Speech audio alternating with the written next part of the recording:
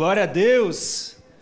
Chegamos no episódio final dessa série que é, de fato, um recado de Deus para a minha vida, para a sua vida, para a nossa igreja, para você que nos visita.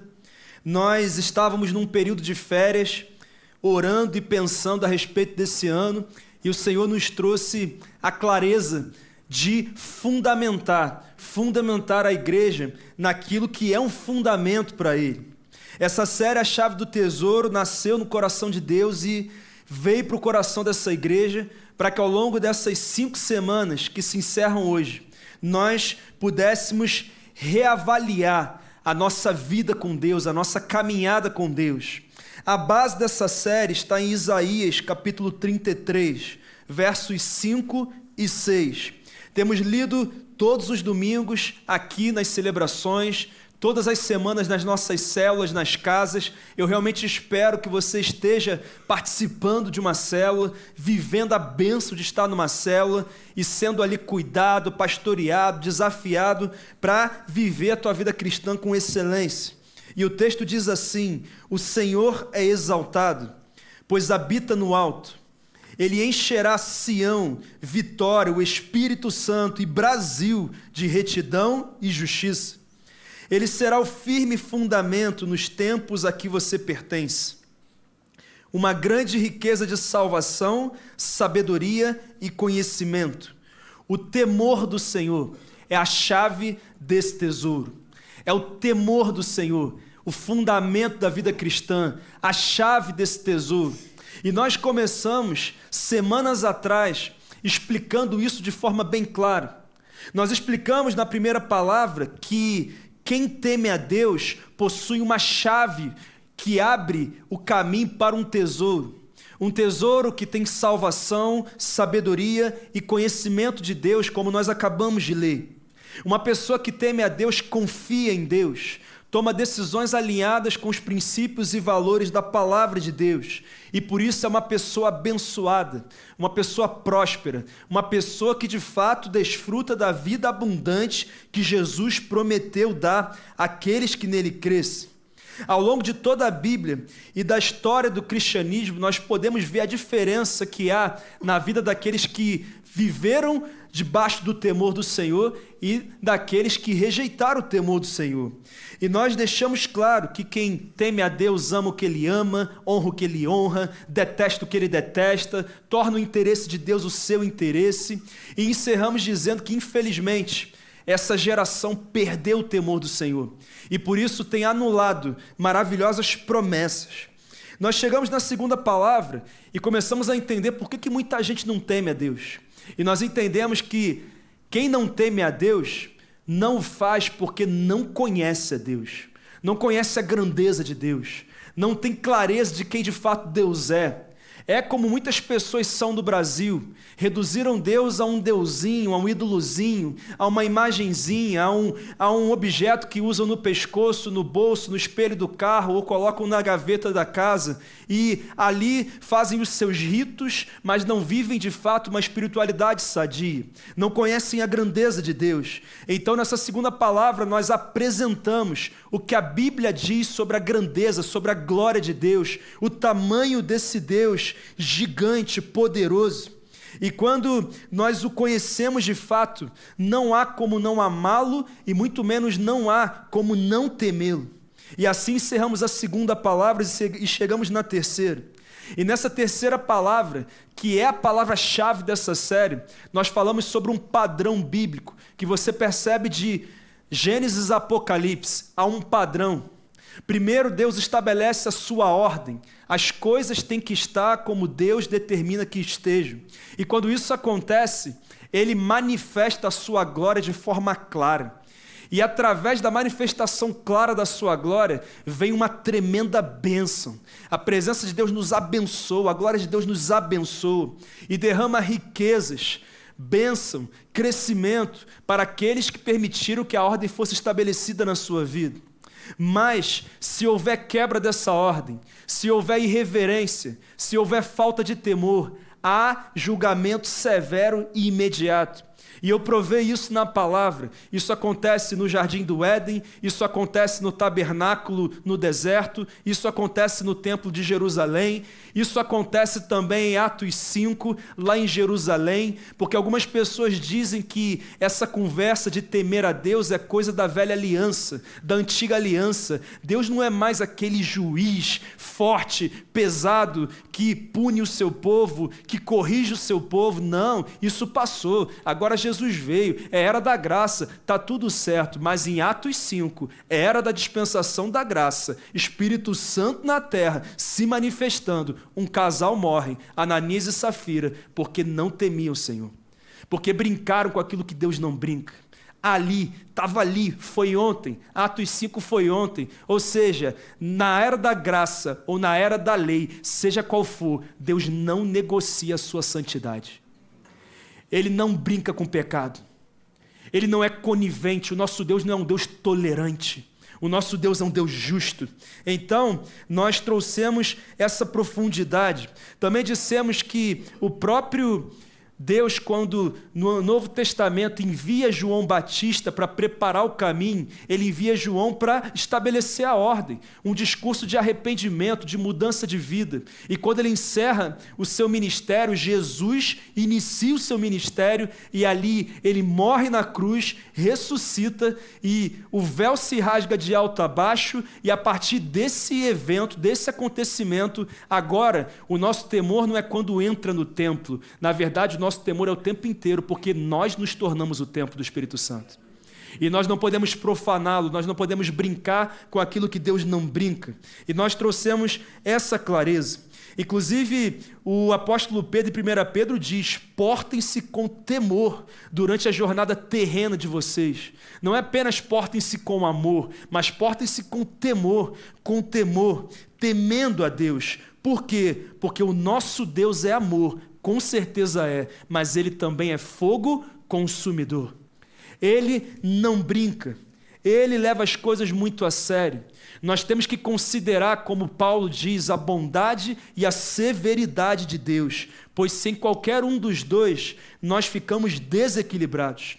E por isso, nós temos reforçado que temos que escolher sim o temor do Senhor e permitir que Deus coloque a nossa vida em ordem. Não podemos nos enganar, seja você um cristão ou não, todos nós precisamos reavaliar se temos uma vida de temor do Senhor e sabemos que quem escolhe temer a Deus jamais irá se arrepender.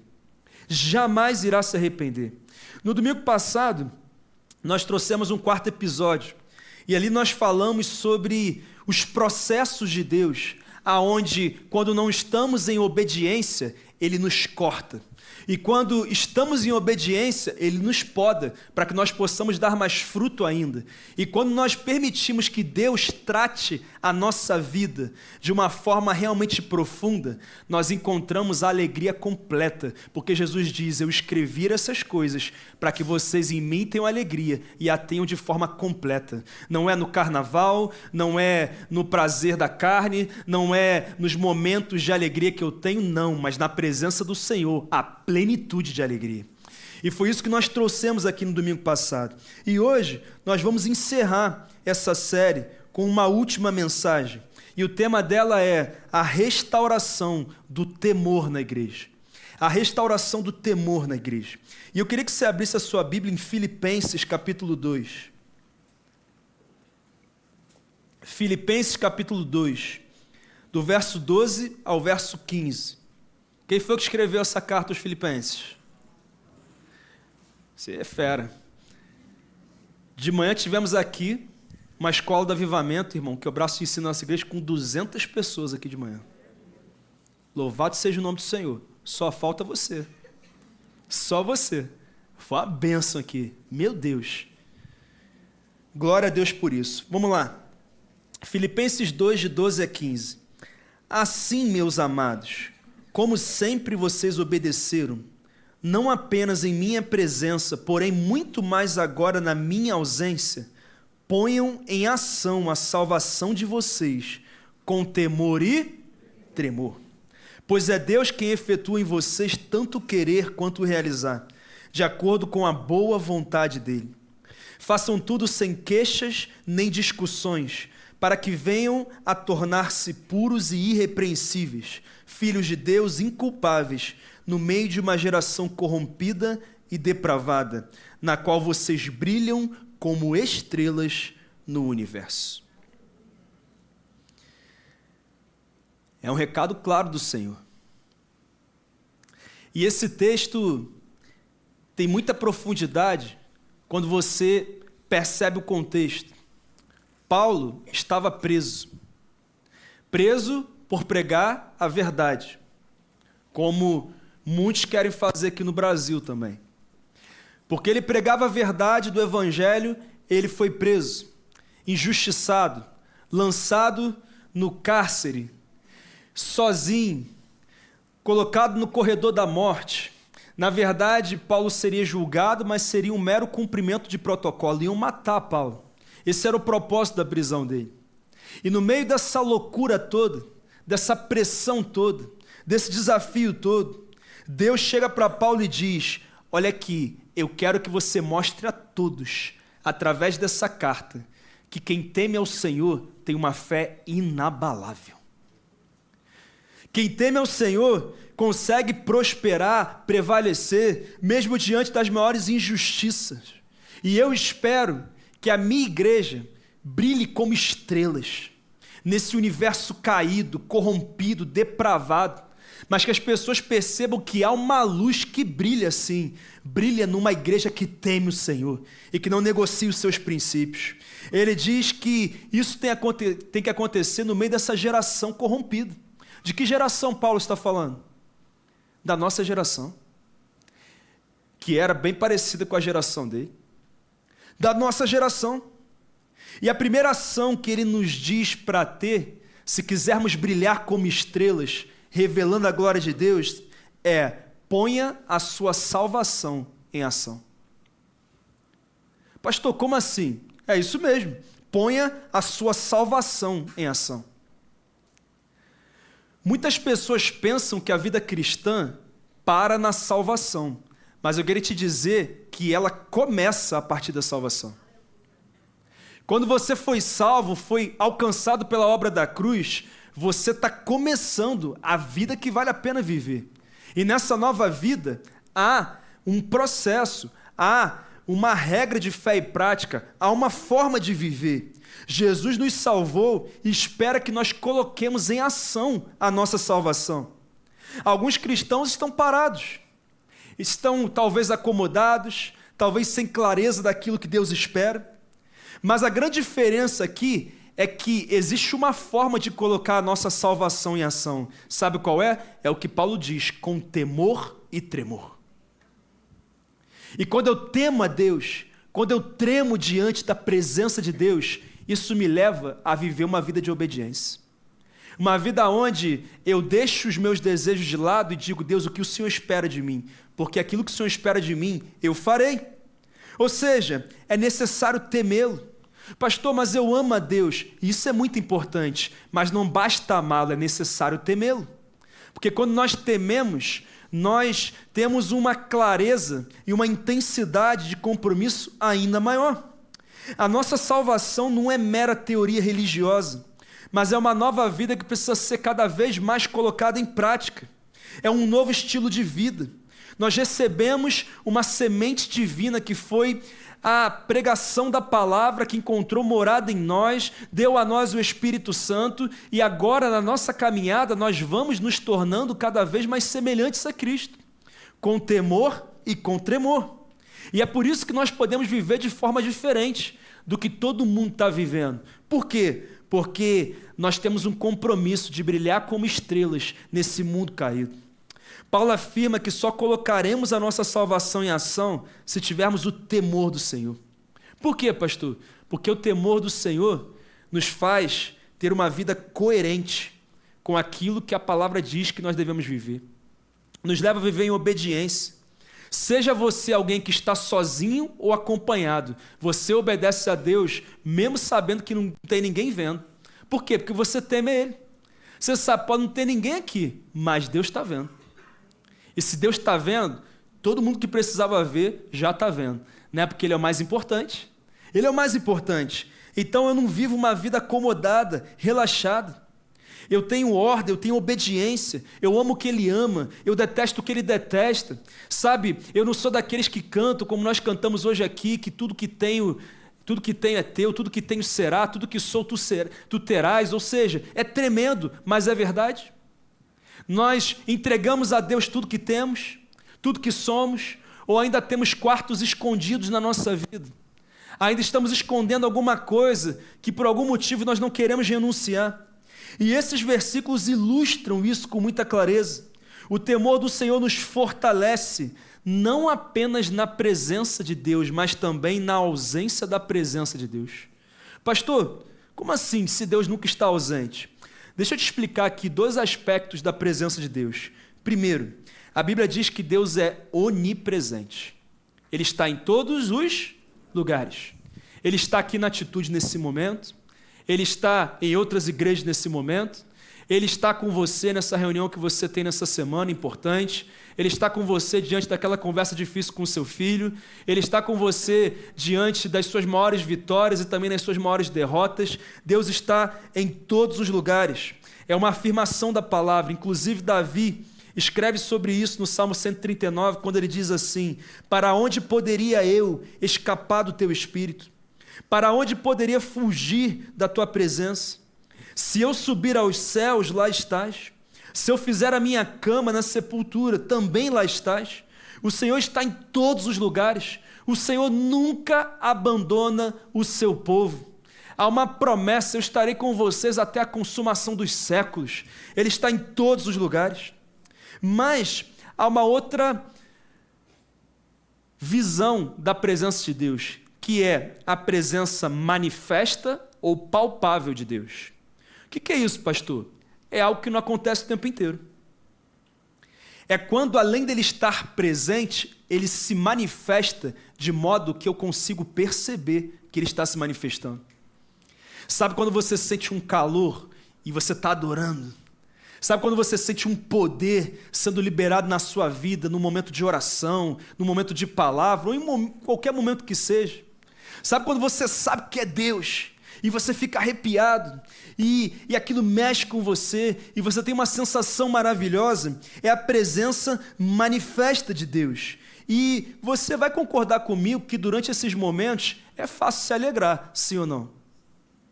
É fácil a gente obedecer quando a presença de Deus se manifesta de forma palpável na nossa vida. É fácil obedecer quando a gente ora e Deus atende. A gente ora e Deus atende. É uma alegria gigantesca. Nós vemos promessas se cumprindo e isso nos alegra. Mas presta atenção nisso. Uma pessoa que teme a Deus é alguém que obedecerá, mesmo em tempos difíceis, onde a presença de Deus não está ali. Pelo menos a presença manifesta. Quem está entendendo, gente? Ou seja, o temor do Senhor, ele nos dá uma vida, uma fé inabalável. Não importa o que está acontecendo naquele momento da minha vida, eu temo a Deus. Eu não negocio a minha fé, os meus valores, os meus princípios. Eu levo Deus a sério. E nós temos vários exemplos na palavra. Por exemplo, o exemplo de José, o bisneto de Abraão. Você conhece? Você sabe que um dia, através de um sonho, na verdade 2 sonhos, Deus mostra para ele que ele seria um grande líder. Inclusive, ele governaria sobre os seus irmãos, sobre pai e mãe. Uma visão de grandeza, impressionante. Mas você sabe o que aconteceu imediatamente depois desses sonhos, né? Os irmãos dele foram tomados de tanta inveja, tanto ódio por ele, que o lançaram num poço e depois o venderam para ser escravo de uma nação pagã e estrangeira. Naquela época, se você fosse vendido para ser escravo, você seria escravo a vida inteira. E se você tivesse esposa e filhos, sua esposa e seus filhos seriam escravos a vida inteira. E José viveu essa realidade. Pesado demais. Ele foi levado à força para o Egito, para a casa do capitão da guarda de Faraó, Potifar. E ele ficou pelo menos 10 anos ali. Pensa nisso. Um menino jovem, com potencial incrível, com uma promessa de Deus, com um pai que o amava de todo o coração, rico, milionário. Sabe o que estava acontecendo? ele estava como escravo e os irmãos desfrutando da herança, porque fizeram ele passar por aquilo. A cada dia, na ótica humana, se você ler a história de José, parece que a promessa de Deus estava mais distante e talvez nem fosse acontecer. Hoje, muitos de nós questionaríamos a Deus se estivéssemos vivendo o que José viveu. Sabe quando Deus promete uma coisa e parece que acontece o contrário? Sabe quando parece que nunca chega a bênção, nunca chega a promessa? Muitos não teriam a mesma postura dele. Você não vê José reclamando, você não vê José abandonando a esperança, você não vê José desanimado, e isso aconteceu porque ele temia a Deus quando sentia a sua presença e até mesmo quando se sentia abandonado. Ele temia a Deus o tempo inteiro. Pense bem, o temor e a fé de José fez com que ele, mesmo diante de 13 anos de situações muito pesadas, ele vivesse sem reclamar de Deus. Você não encontra uma reclamação. Porque tem gente que até está esperando as promessas, mas espera reclamando. Mas espera murmurando. Espera questionando a Deus. Essa não é a forma de esperar no Senhor, porque eu espero sem honrá-lo. Eu espero sem uma postura de adoração. Mas José não. José esperava com uma postura de adoração. Hoje, se demorar umas semanas para Deus responder a nossa oração, muitas vezes já estamos desanimados. Já não vamos mais à igreja, já não servimos com a mesma intensidade, já não temos a mesma entrega. É uma verdade. Mas José, que estava numa nação pagã, esquecido, abandonado, ele temia a Deus. Inclusive, diante de uma outra grande tentação, que é quando a mulher de Potifar se interessa por ele e ali, usada por Satanás, faz de tudo para seduzir o menino. Todo dia ela ia em cima dele. Todo dia. E um dia ela deu a cartada final. Ela deu folga para todos os funcionários da casa e disse: só José vem trabalhar. E quando foi receber ele, já recebeu ele sem roupa nenhuma. Ele disse: quero ver se aguentar agora, José. E sabe qual foi a resposta dele? Gênesis 39. Como poderia eu, então, cometer algo tão perverso contra Deus? José temia tanto ao Senhor que só a possibilidade de pensar em ofender a Deus já acabava com o dia dele. Ele não conseguia imaginar ele agindo, fazendo algo que ofenderia a Deus. Ele foge da impureza sexual, ele vai embora, ele corre, porque tem tentação, irmão, que tem que correr. O problema é que muitos estão dialogando com a tentação, estão conversando: não, eu estou forte. Ei, a partir do momento que eu acho que eu estou forte, é aí que eu estou fraco. Sabe por quê? Porque a nossa queda nunca começa de baixo, sempre começa de onde? De cima. Inclusive a Bíblia diz que aquele que julga está de pé, tome cuidado para que não caia. Então, irmão, você pode jejuar o ano inteiro, você pode orar 2 horas por dia, pode decorar a Bíblia, mas a tua carne não se converte. Você precisa entender isso. Então, eu tenho que entender o que a Bíblia diz: quando estou fraco, então sou forte. Eu sou fraco porque eu confio na força do Senhor e não na minha força. E é isso que faz a diferença na nossa vida. Não podemos negociar. Ele foge, e sabe o que ele ganha em troca de ter obedecido a Deus? A mulher inventa que foi ele que deu em cima dela. E aí, ele vai para onde? Para a prisão. Irmãos, a essa altura, quantos ainda continuariam obedecendo a Deus? A maioria diria: não vale a pena não. Olha o que eu estou passando, estou pagando um preço, e os outros que estão prosperando. Mas está pesado demais, vou entregar a célula. Não, hoje eu não vou orar não vou para a célula essa semana. Ou seja, muitas vezes é essa atitude que nós temos, porque não conseguimos cultivar uma postura de temor a Deus nos dias de pressão. Mas José, no meio de uma prisão escura, complicada, temia ao Senhor. Ele não caiu em nenhuma armadilha e permaneceu 2 anos ali, sem reclamar, simplesmente adorando a Deus e fazendo o que tinha que fazer. É interessante também que, enquanto ele passava por esse perrengue todo, mandaram prender o chefe dos copeiros e o padeiro. E sabe o que José foi fazer quando eles estavam tristes? Foi perguntar: vocês estão tristes, o que está havendo? Irmão, como é que o cara, passando porque ele está passando, está preocupado com os outros ainda? Porque um cristão que teme a Deus não define a sua atitude baseado no momento que vive. Ele sabe que ele é chamado a brilhar como estrelas. Então, se o dia é bom, o dia é mau, ele continua fazendo o que Deus o chamou a fazer. E essa é a diferença. E José era homem como eu e você. Se ele conseguiu, eu e você também podemos conseguir. Amém? Eu realmente creio nisso. Realmente creio nisso. Talvez nós estivéssemos lamentando naquela prisão e dizendo: Deus, por que isso aconteceu comigo? Por que o Senhor não curou ela? Por que eu não consegui esse emprego? Por que aconteceu isso com esse contrato? Por que o Senhor permitiu que meu filho estivesse assim? Que isso acontecesse com a minha esposa, com a minha empresa? Muitas vezes nós estamos com esse comportamento murmurador, mas, na verdade, José teve uma atitude muito diferente. Ao invés de se tornar um homem amargo, ele continuou sendo um adorador. E eu e você precisamos entender que temer a Deus é obedecer, mesmo quando parece que a promessa de Deus não vai acontecer. Isso é temer a Deus. É obedecer a Deus mesmo quando parece que não há benefício em obedecer, mas é escolher obedecer por quem Ele é. E o nosso Deus é um Deus fiel, amém? E por isso, eu preciso falar de um assunto aqui. Eu preciso falar da reclamação, que é um impedimento à transformação. Se nós não encontramos nenhum indício de reclamação na vida de José, nós não podemos dizer o mesmo dos seus descendentes, o povo de Israel, que depois de muito tempo de escravidão no Egito, foram libertos através da liderança de Moisés. E sabe qual é o comportamento que você percebe na vida do povo de Israel? Eles obedeciam quando os seus desejos eram atendidos. Eles obedeciam quando Deus manifestava o seu poder, o seu favor, a sua bênção sobre eles. Mas sempre que eles ficavam desanimados, ou se sentiam abandonados, ou demorava demais para acontecer o que Deus havia sinalizado para eles, então eles caíam em desobediência.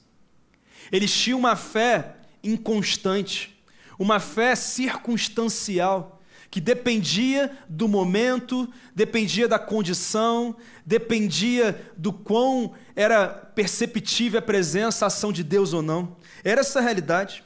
E aí sabe o que é claro? O primeiro sintoma desse desvio sempre vinha em forma de reclamações. Sempre que o povo começava a reclamar, era o primeiro passo para eles desviarem da fé no restante das áreas da vida deles. Era sempre assim. E sabe por que isso acontece, irmãos? Porque a reclamação é uma assassina. E ela provoca um curto-circuito na nossa vida espiritual, mais rápido do que qualquer outra coisa. Ela é a origem da queda de muita gente. A murmuração, a reclamação, foi isso que derrubou Lúcifer dos céus. Foi isso que derrubou o povo de Deus no meio do deserto, como nós temos falado aqui. Já percebeu que tem gente que não sai do lugar mesmo tendo o maior potencial? Geralmente é um reclamão. Mas reclama o tempo inteiro. Reclama do marido, reclama da esposa, reclama do filho, reclama do pai, reclama do chefe, reclama do país, reclama do líder, reclama da igreja. Sempre está reclamando. E a reclamação é essa origem que vai fazendo com que a nossa vida seja inconstante, porque ela abre o caminho para que a atmosfera comece a ser transformada, primeiro no meu coração e depois no ambiente externo, no ambiente que eu influencio. Eu não sei se você sabe, mas a murmuração é o idioma do inferno. Lá estão reclamando muito mesmo, e é por isso que o diabo te estimula a reclamar o tempo inteiro. Mas no céu, sabe qual é o idioma? É a adoração.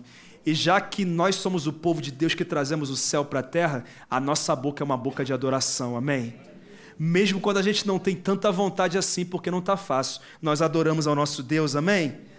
Reclamar é insultar a Deus. Insultar a Deus. É uma mensagem direta a Deus, aonde eu digo assim: não gosto do que o Senhor está fazendo na minha vida, e se eu fosse você, eu faria diferente. É isso que nós dizemos para Deus. Não é nada mais do que uma manifestação de insubordinação à autoridade de Deus. É algo irreverente. Ei, Deus odeia a reclamação. Ele odeia a reclamação. Mas José temia a Deus e por isso ele nunca reclamava. É por isso que Paulo nos adverte nesse texto, em Filipenses 2, dizendo: assim, meus amados, como sempre vocês obedeceram, não apenas em minha presença, porém muito mais agora na minha ausência, ponham em ação a salvação de vocês, com temor e tremor. Façam tudo sem queixas, reclamações, nem discussões. Ou seja, ele está tratando a raiz. Ele diz: elimina a reclamação, elimine as queixas. E quando você fizer isso, você estará de fato demonstrando uma vida de temor do Senhor. E é o temor do Senhor que nos dá essa sabedoria, essa força, para não darmos espaço para essa assassina na nossa vida espiritual, que é a reclamação. Inclusive em Provérbios 14, 27, Salomão diz: o temor do Senhor é fonte de vida e afasta das armadilhas da morte. O temor do Senhor é uma fonte de vida. Sabe por que no meio desse deserto, desse vale que José estava passando, ele conseguiu passar sem reclamar? Porque ele temia o Senhor. Ele poderia não ter o que ele queria no momento, ele não tinha a família perto e muito menos próxima, ele não tinha a justiça prevalecendo sobre a vida dele naquele momento, mas ele tinha o que mais precisamos ter, ele tinha o temor do Senhor, e ele sabia, no momento que Deus quiser, Deus muda esse contexto, o nome dele vai ser glorificado, e eu vou encontrar aquilo que ele disse que eu encontraria na minha vida. José nos ensina isso. Ele foi capaz de evitar as ciladas do ódio, da ofensa, dos ciúmes, do ressentimento, do adultério, porque ele temia Deus. Foi exatamente isso que Paulo escreveu aos Filipenses. Inclusive, você sabe que o final dessa história é maravilhoso, porque depois de 13 anos, Deus decide expor todo o potencial de José. Isso faz com que ele saia da prisão para o palácio. Ele se torna governador do Egito. Por que isso acontece? Pelo que está nos versos 14 e 15. Façam tudo sem queixas nem discussões, para que venham a tornar-se puros e irrepreensíveis, filhos de Deus inculpáveis no meio de uma geração corrompida e depravada, na qual vocês brilham como estrelas no universo. José brilhou numa nação pagã e estrangeira. E sabe por que ele brilhou? Porque ele temeu a Deus. Ele temeu a Deus. E o temor do Senhor nos leva a brilhar como estrelas do universo. Nós podemos brilhar. E é interessante notar que Deus o promoveu de uma forma realmente especial, porque ele permaneceu em vários mandatos como autoridade. E até hoje eu e você nos inspiramos na vida de José, porque ele tinha essa chave, a chave do tesouro, e ele recebeu esse tesouro. Você quer ver um outro exemplo? Você conhece também, o exemplo de Jó. Pensa no homem que sofreu nessa vida. Fico pensando no pessoal do triunfalismo, não deve ler sobre esse pessoal não, né? Por quê? Pensa num cara que sofreu. Ele sofreu intensamente. Ele foi duramente testado. Ele era multimilionário. Mas, da noite para o dia, ele perde o dinheiro, as propriedades, os filhos e filhas, perde os amigos, fica com a esposa. Mas assim, aquela esposa ali, não sei se foi bom ter ficado, não. Complicado. Complicado demais. Era a realidade dele. E aí, ele tenta se apegar, mas os amigos dizem: cara, você deve estar pecando, não é possível que Deus está fazendo isso com você. E Jó tentava encontrar onde que eu estou falhando. A esposa dele diz para ele: ei, por que você não amaldiçoa a Deus e morre? Olha a mulher que estava do lado dele: ei, jovens, toma cuidado com quem você vai casar, hein? Por favor, preste atenção. Escolha alguém que ame a Deus mais do que a você. E alguém que tenha o temor do Senhor. Ah, mas é lindo, mas se não temer a Deus vai ser um problema. Estou avisando, hein? Eis que te disse. Em nome de Jesus. Mas Jó temia a Deus. E porque ele temia a Deus, os seus olhos o viram. E ele conheceu a grandeza, a soberania de Deus. A célebre frase de Jó é: antes eu te conhecia de ouvir falar, mas agora os meus olhos te veem. Antes eu era um religioso, mas agora eu te conheço intimamente. Deixa eu falar uma coisa para você. Algumas lutas que você está passando são sinalizações de Deus dizendo que Ele quer te ter mais perto dEle. Mais perto. Ele não quer que você seja alguém distante, Ele quer que você seja íntimo, que você o conheça profundamente, em nome de Jesus. Em nome de Jesus. É por isso que aquele milionário perdeu praticamente tudo que tinha, mas ele tinha o temor do Senhor, e porque ele tinha, ele perseverou, ele não reclamou, ele não se queixou, e sabe o que aconteceu? Deus o restituiu com porção dobrada do que ele tinha perdido. Deus cuidou dele. E o que é que nos dá a capacidade para andarmos livres da murmuração e da queda? É o temor de Deus. É quando nós tememos a Ele. Sabe um outro exemplo importante? O exemplo de Abraão. Você sabe que ele foi chamado amigo de Deus. Imagina se ser chamado amigo de Deus. Que privilégio. E aí quando ele tinha 75 anos, Deus disse: eu quero fazer uma aliança com você e com Sara, eu vou dar um filho a vocês. Vou realizar o sonho da vida de vocês. Vou dar um filho a vocês. E ele promete esse filho. E 25 anos mais tarde, Isaac nasce. E nasce como filho da promessa. Deus é Deus de Abraão, Isaac e Jacó. Ele faz parte do sobrenome de Deus. Que coisa impressionante. Você pode imaginar a alegria que Abraão e Sara sentiram por gerar essa criança, uma criança prometida. O tempo passou e esse relacionamento foi se aprofundando tanto que Abraão era completamente apaixonado por Isaac. Ele era importante mais para Abraão. E aí chegou o momento que Deus tomou uma decisão. Olha o que Deus disse para ele em Gênesis 22. Abraão, ele respondeu: eis-me aqui. Então disse Deus: tome seu filho, seu único filho Isaac, a quem você ama, vá para a região de Moriá. Sacrifique-o ali como holocausto num dos montes que lhe indicarei. Deus dá um filho e ele diz: eu agora quero que você me entregue, porque eu vou matar o seu filho. Você pode imaginar o que Abraão e Sara sentiram quando Deus falou isso? Depois de tantos anos, Deus havia pedido mais do que a própria vida de Abraão, ele pediu o coração de Abraão. Irmão, nem sempre obedecer a Deus fará sentido no primeiro momento. Nem sempre. Mas Abraão sabia que Deus não erra. Você pode repetir: Deus não erra. Se Ele disse para você não fazer isso, não faça. Se Ele disse para fazer, faça. Você nunca vai se arrepender por obedecer a Deus. Fica tranquilo. Pode não ser fácil, pode não fazer muito sentido, mas fica tranquilo que termina com bênção, com recompensa, termina com favor. Fica tranquilo. Tenha certeza disso. E é por isso que Abraão só tinha duas opções: obedecer ou quebrar a aliança. E ele decide obedecer. E ele leva o seu filho. E eles sobem no Monte Moriá. E eles chegam lá, ele prepara a estrutura para o sacrifício. Aí o filho pergunta: ô pai, está tudo pronto, só não estou vendo o cordeiro aqui. Qual a resposta de Abraão? Jeová Jireh, Deus proverá. Ele pega o filho, coloca em cima do altar, ele pega o cutelo e ele vai matar o seu filho.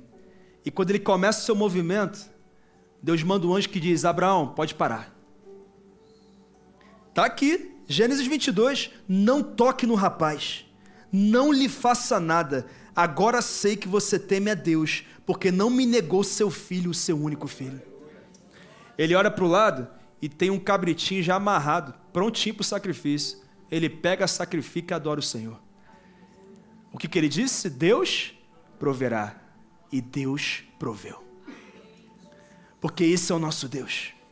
Deixa eu te perguntar, se Deus te pediu o seu Isaac hoje, seja qual for, uma pessoa, um relacionamento, um hábito, uma prática, a aprovação da tua família, dos seus amigos, se Ele pedir, você está pronto para no temor do Senhor dizer: Deus, eu te entrego?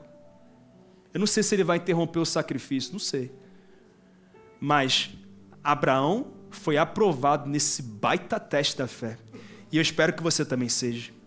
Temer a Deus é crer em Deus. Crer em Deus é obedecer a Ele.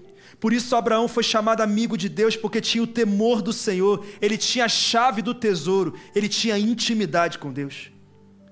Mas tem um outro exemplo que talvez seja tão impactante como esse, que é o exemplo de Moisés.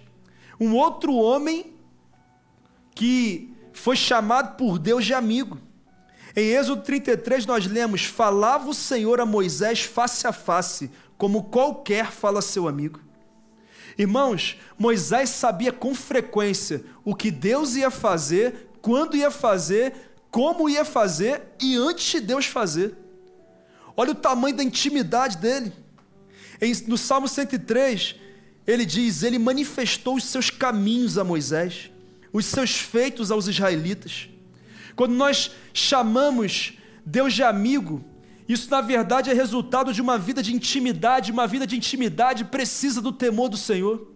Talvez quando tenhamos falado dessa série A Chave do Tesouro, nós pensamos no primeiro 1 milhão, nós pensamos na promoção do trabalho, e quando nós chegamos aqui nós entendemos que não é sobre esse tesouro, mas o verdadeiro tesouro é temer a Deus ao ponto de nos tornarmos íntimos dEle. O maior tesouro de Deus é ter intimidade com Ele, é poder ouvi-lo chamar a nós de amigos, não apenas servos, mas amigos. E é o santo temor a Deus que nos dá esse lugar. Agora entenda uma coisa: o temor é progressivo, diga progressivo. Em Provérbios 4, 18 e 19, Salomão diz: a vereda do justo é como a luz da alvorada, que brilha cada vez mais até a plena claridade do dia.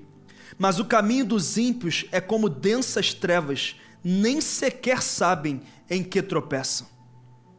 O que Salomão está dizendo é que a vereda, que significa caminho, o caminho do justo é como a luz da alvorada, que brilha cada vez mais à plena claridade do dia. Ou seja, o nosso temor vai crescendo, ele vai aumentando, conforme a nossa obediência a Deus. O que eu quero dizer é que quanto mais obedecemos, mais vemos a Deus, e quanto mais o vemos, mais somos mudados à sua imagem, e quanto mais somos mudados à sua imagem, mais obedientes nos tornamos, e quanto mais obedientes nos tornamos, mais o vemos, e quanto mais o vemos, mais somos transformados de glória em glória. É assim. O problema é que muita gente não se entrega para Deus de verdade porque quer primeiro estar pronto para obedecer a todos os pontos. Só que você não vai conseguir obedecer o último ponto enquanto você não obedecer o primeiro. Você não vai conseguir ser cheio do Espírito Santo enquanto você não entregar a sua vida para Cristo. Você não vai conseguir viver em obediência a Deus enquanto você não se batizar. Você não vai conseguir ser um grande líder no reino de Deus enquanto você não conhecer a palavra com profundidade e não tiver vida de oração e não tiver uma vida de santificação. Você não verá as riquezas, os projetos e as promessas de Deus na sua vida enquanto você não sinalizar com a tua postura e com a tua atitude que você está pronto, que você não é uma criança mimada, você não é um crente imaturo, mas você é alguém que está preparado para receber coisas maiores. Não tem como a gente negociar isso, é dessa forma que funciona. É por isso que eu repito, como eu já disse, nós somos chamados a brilhar como estrelas no meio de um mundo corrompido, depravado, de um universo caído, através de uma vida de temor do Senhor. E quando isso acontecer, nós veremos uma colheita de almas que nunca vimos nessa igreja. Nós veremos isso. E as duas últimas coisas que eu quero falar com vocês nessa série é: quem teme ao Senhor dá ouvidos à sua palavra. Em Colossenses 1:28, Paulo diz assim: nós o proclamamos, advertindo e ensinando a cada um com toda a sabedoria, a fim de que apresentemos todo o homem perfeito em Cristo. Para apresentar todo o homem perfeito em Cristo, não basta ensino, irmãos. Tem que ter advertência. Tem que ter confronto. Eu sei que nós não gostamos de confronto, de advertência, de exortação. Nós não gostamos. E o problema é que isso é fruto de uma geração que só quer boas palavras, palavras agradáveis. palavras de elogio, de afirmação, mas não querem palavras de exortação. E isso é muito sério, porque todo mundo aqui é filho, e você sabe que aprendeu muito com os ensinos dos seus pais, mas no dia que os nossos pais nos alertaram com um grito, com uma palmada, com um castigo, tem dia que a gente lembra até hoje, sim ou não? Porque foram os dias que mais nos ensinaram, que nos deram ensinamentos tão profundos que norteiam a nossa vida daqui para frente.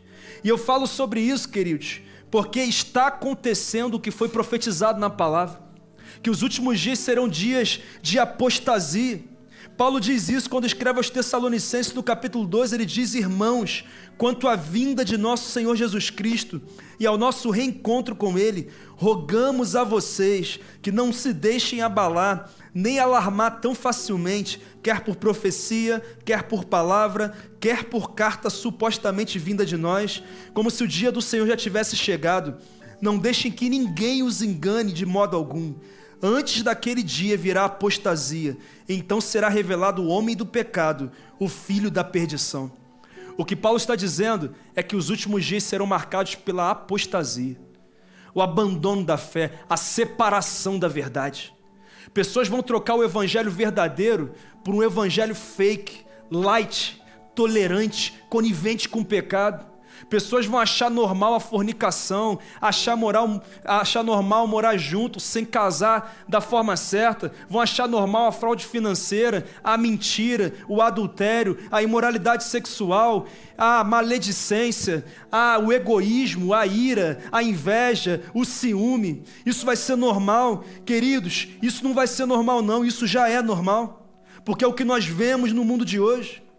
E isso não é apenas fora da igreja. Paulo está escrevendo para a igreja, ele está falando para a igreja, ele está dizendo: ei, igreja, presta atenção, tome cuidado, para que você também não se torne um apóstata, para que você também não negocie o que Deus não negocia. E é por isso que o temor do Senhor é uma proteção que nós temos de Deus, porque nos faz nos mantermos firmes nas verdades da palavra. Deus é o mesmo ontem, hoje e será para sempre. O que era pecado no passado é pecado hoje. O que Ele quer que nós vivamos hoje é o mesmo que Ele queria no passado: obediência. No Salmo 19, o salmista diz: o temor do Senhor é puro e dura para sempre. Em Jeremias 32:40 ele diz: farei com eles uma aliança permanente, jamais deixarei de fazer o bem a eles, e farei com que me temam de coração, para que jamais se desviem de mim. O desejo de Deus é para que eu e você jamais nos desviemos dele. Se você se desviou, ainda bem que você está aqui, porque hoje é o dia do teu recomeço com o Senhor. Em nome de Jesus, em nome de Jesus. Será que você decide temer a Deus?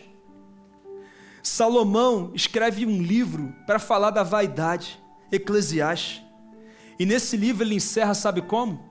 Dizendo assim, Eclesiastes 12, 13 e 14: agora que já se ouviu tudo, aqui está a conclusão. Tema a Deus e guarde os seus mandamentos, pois isso é essencial para o homem.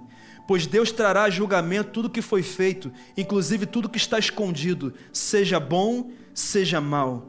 O que ele está dizendo é que o que vai nos impedir de sermos dessa geração da apostasia é se nós não abrirmos mão de temer a Deus de todo o nosso coração, de temer a Deus de verdade. E para temer a Deus, nós precisamos ter clareza da palavra.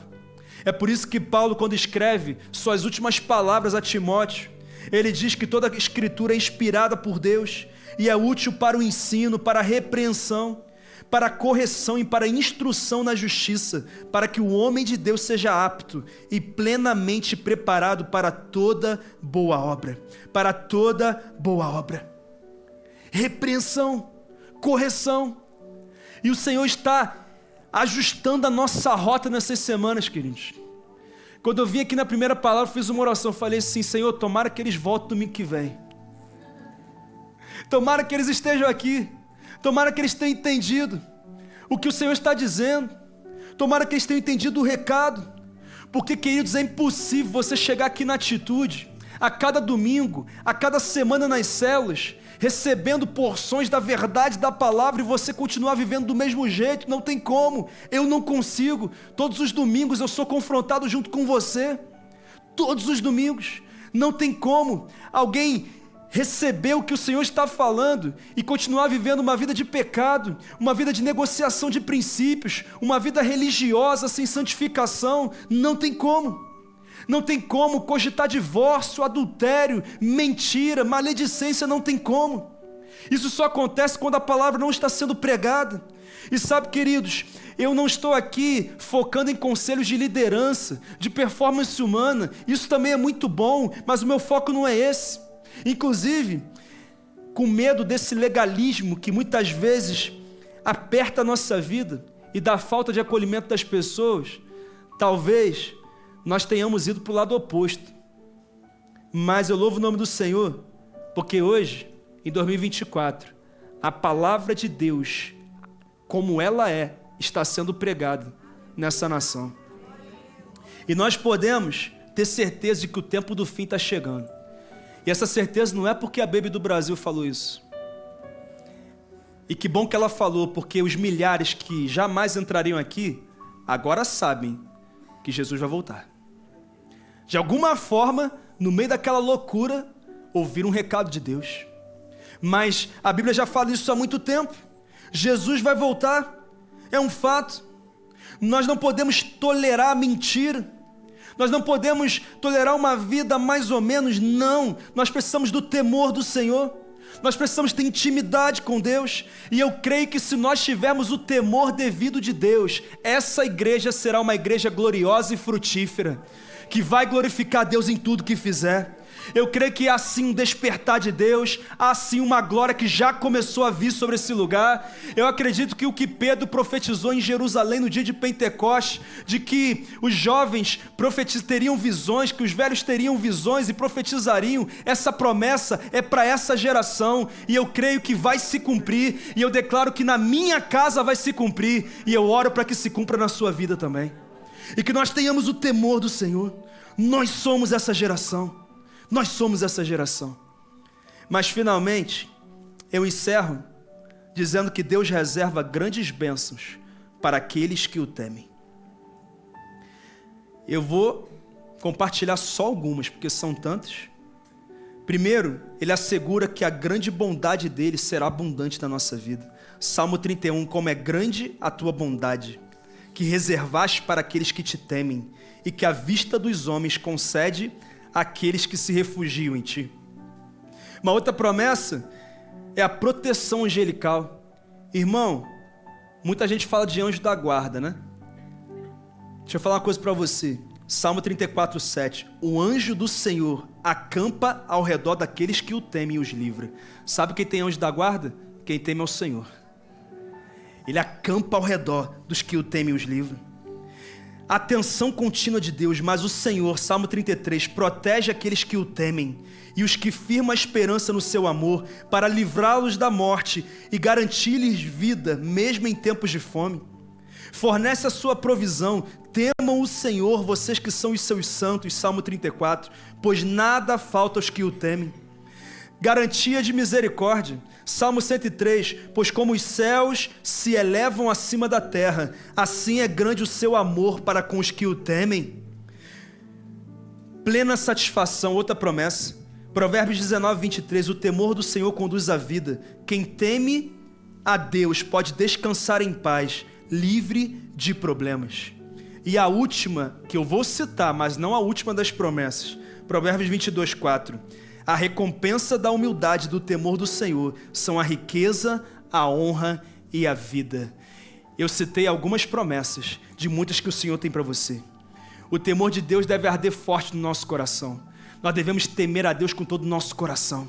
Nós devemos amar, honrar o que Ele ama, o que Ele honra. Nós devemos detestar o que Ele detesta. O interesse de Deus é o nosso interesse. Nós queremos a vontade de Deus. Nós queremos o senhorio dele. E por isso é hora de você encerrar essa série decidindo absolutamente que Jesus vai assumir o senhorio completo da sua vida.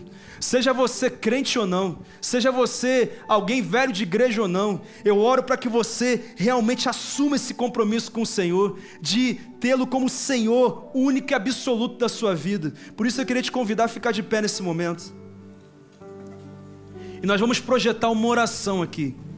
E eu queria que você orasse comigo em voz alta, orasse pela sua vida, declarando o que você realmente quer declarar. Por favor, se você não decide temer a Deus, não faça essa oração. Não faça. Se não é a tua escolha, por favor, não repita para agradar alguém, para agradar o pastor, para agradar alguém que está do seu lado. Não. Você faz porque você entendeu, em nome de Jesus.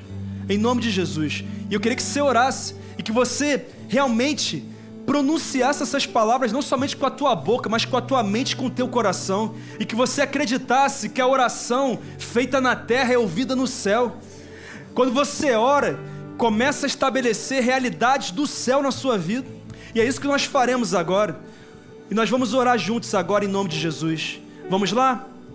Pai do céu, em nome de Jesus, eu me humilho e venho a Ti para buscar a Tua misericórdia e graça.